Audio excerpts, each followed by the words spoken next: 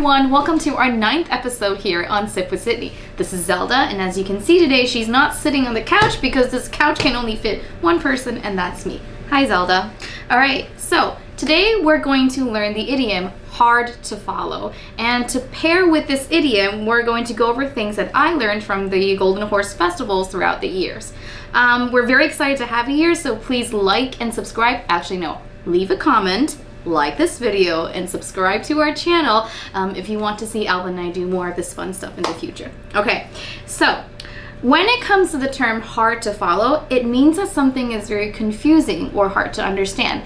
It doesn't mean though that someone is hard to follow in a way where like it's hard for you to be a stalker. Because I feel like if you take this like term literally, it's like what does it mean that someone is hard to follow? Are you actively trying to be creepy? So yeah, hard to follow, very confusing, which is something that you will see a lot during artsy film festivals, because most of the plots in these films are meant to be thought-provoking. But when things are thought-provoking, like art, like, you know, the Duchamp toilet thing, it's not meant to be easy to follow. It's meant to be confusing. Yeah.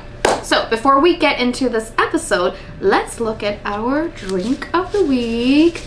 This is sponsored by Alvin. Actually, it's sponsored by Pai Tang. Yes, but they're not paying us. Yeah, but it was provided by Alvin because I almost ran out of ideas of what to drink. And since it is officially getting colder here with the rain, we're going to go with premium ginger tea, 姜母茶. Okay, so I'm gonna pop this into this nice cup. And then we're gonna see. So I'm not allowed to put all of it inside, is that what you said? You better not. Okay. It's way too spicy. Okay. There are serious gingers in there. Do you know that ginger tea is actually a misnomer? Because there's no tea leaves in there. It's just, and according to this is basically just powder. Alvin, I thought you didn't like misnomers. Why are you not reacting to this? But I believe that for Asian people, or for most people on Earth, if something you can drink and it's not tap water, you call that tea. If something you can find, even though it's not a fish, but as long as it swims, you call it a fish. This is a very heavy pitcher. I'm trying not to spill everything on the table. I'm sorry. Yeah, so in case people are confused, a misnomer is something that has a name that doesn't really actually explain what it actually is, which means the object itself and the name mismatch. For example, Greenland. There's nothing green about Greenland because it's up there in the north, so it's actually white. Do you have any other misnomers that you don't like? That like really irritate you? A silverfish. A silverfish is not a fish, it's a bug. That bothers me. It's a bug? A silverfish is a bookworm. Oh! That swims between pages. But they swim. To me, that's what fish do. Okay. or 凤梨酥 or pineapple cake. You're not supposed to have real pineapples in a pineapple cake. But it's made out of pineapple. No. It's not? No. It's made of, for the filling, you should have pineapple juice and malt sugar. So juice is still from pineapples.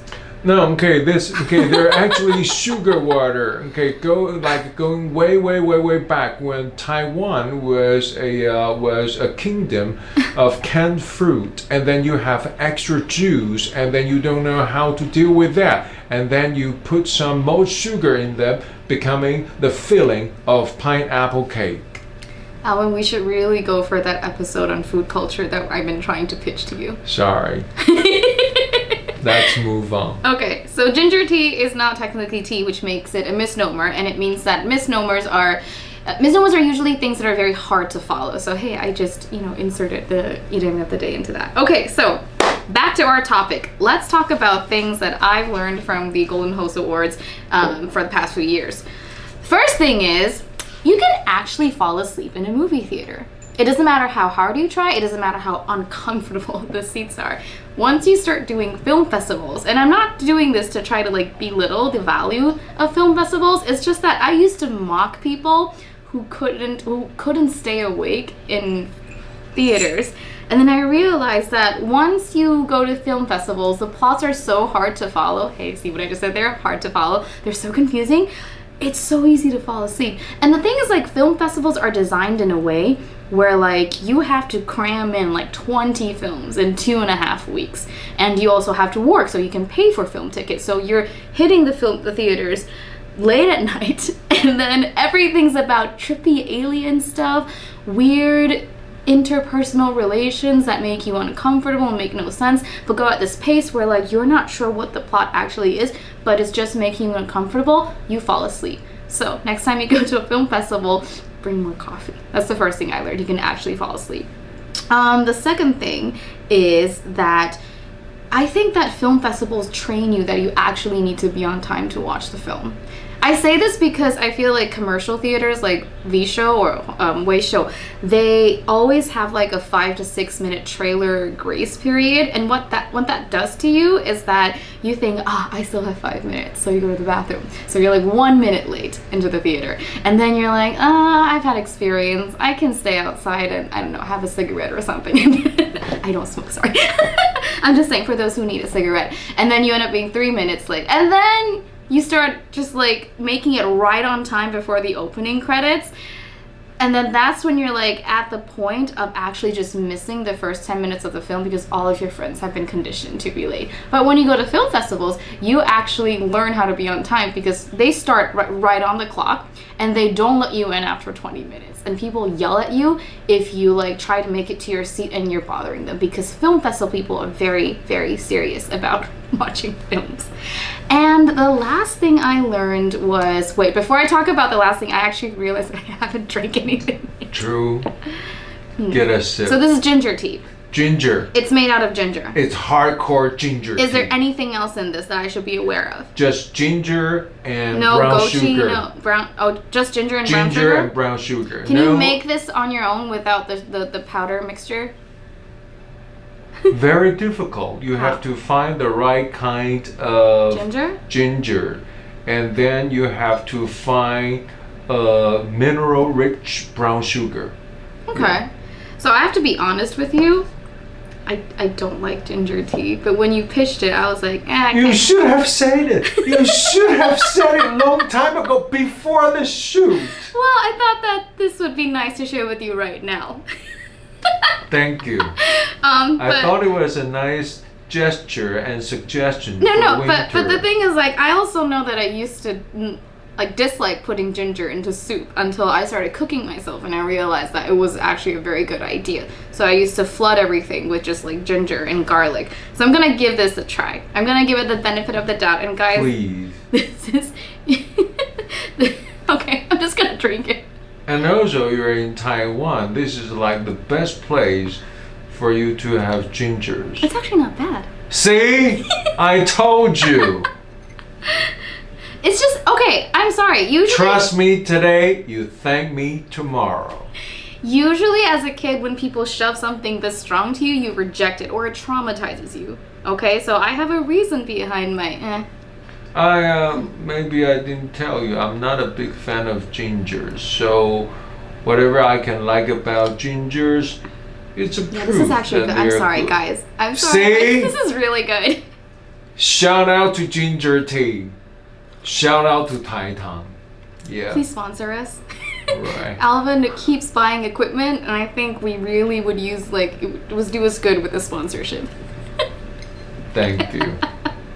Okay, so the last thing I learned about movie theater etiquette, and I wasn't taught this when I was younger, because when you go to commercial films that are usually action thrillers, the amount of light exposure and the sound that goes on are vivacious enough that your cell phone buzzing and ringing, or even the lights itself, doesn't really cause any problems. And to be fair, I know, like, what are your movie experiences like? Because, like, I realized that after I was, like, trained by artsy film festival people, I then noticed that people who go to commercial films don't pay attention during the film.